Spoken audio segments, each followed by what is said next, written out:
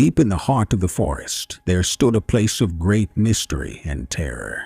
The trees were tall and looming, their branches stretching out to touch the sky.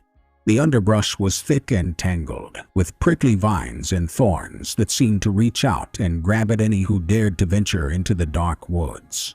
And in the very center of it all, there was a clearing. But it was a clearing like no other, for it was rumored to be cursed. The locals told stories of the clearing that chilled the bones of even the bravest of men. They spoke of strange creatures that lurked in the shadows, of eerie howls that echoed through the trees, and of a deep sense of unease that settled over anyone who dared to venture too close.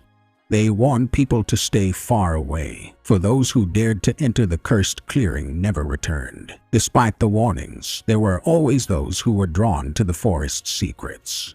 And so, on a cool autumn evening, a group of teenagers gathered at the edge of the woods, determined to explore the cursed clearing. The sky was a deep shade of blue, and the air was thick with the smell of damp leaves and earth. The group ventured deeper into the forest, their flashlights cutting through the darkness. The trees loomed around them, casting long shadows that seemed to move and sway in the flickering light. They stumbled over roots and fallen branches, their hearts racing with excitement and fear. As they drew closer to the clearing, the woods seemed to grow darker and more foreboding. The air was still and quiet, and the only sound was the crunching of leaves beneath their feet. The clearing loomed ahead of them, bathed in an eerie, sickly green light. The trees surrounding it seemed to be twisted and gnarled, their branches reaching out like skeletal fingers. As they stepped into the clearing, a sense of dread settled over them. The ground was slick with dew, and the air was thick with an acrid, cloying smell. The teenagers looked around, their flashlights casting eerie shadows across the clearing. And then they saw it. At the center of the clearing stood an ancient tree, its bark twisted and gnarled with age. But it was not the tree itself that chilled their blood. It was what hung from its branches. A collection of bones, still dripping with blood, swung gently in the breeze. The teenagers gasped in horror, their eyes widening in disbelief. And then they heard the howl. It was a sound like no other they had ever heard, a long, mournful wail that seemed to come from deep within the forest. It echoed across the clearing, sending shivers down their spines.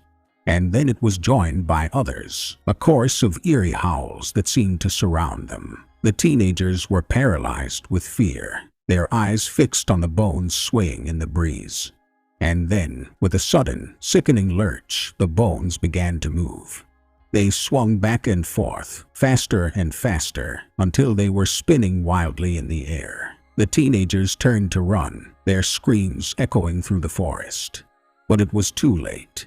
The creatures that lurked in the shadows had come for them, and they were surrounded on all sides.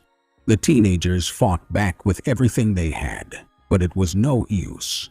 They were dragged down into the Eerie, consumed by the dark forest and its secrets. In the end, no one knew what became of the teenagers who ventured into the cursed clearing. Some say that they were consumed by the forest, their bodies twisted and contorted into the very trees that surrounded them.